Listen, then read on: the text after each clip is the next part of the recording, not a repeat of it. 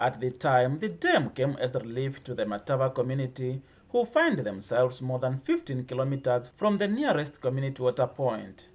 3 years down the line, what was a relief has now turned into a nightmare for the community as the cattle and elephants have taken over this water source. Speaking on behalf of his community, Alpheus Munengi called for a workable solution to their water crisis before diarrhea-related diseases engulf the community. Munengi noted that the FDM was a very good intervention in terms of watering their livestock, but not for human consumption.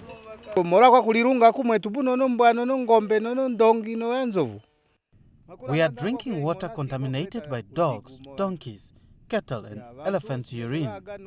People are getting sick. They do not know the water could be the cause, and the clinic is far.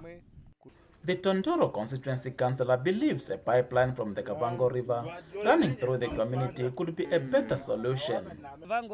Joseph Sikongo maintains that a pipeline would save a larger community instead of a small community radius. I think for us in Kavango region, both Kavango East and Kavango West, we are supposed not to have a problem of water.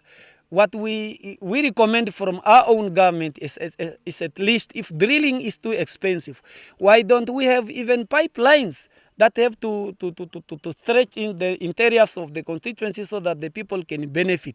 Pipeline is a recommendable one if drilling is too expensive. But in this region, especially in this constituency that I find myself, there's no a pipeline that goes, that comes from the river to the community who are in dire need of water. Sikongo questioned the wisdom behind providing an SDM for human water consumption, saying his office was not consulted on the development.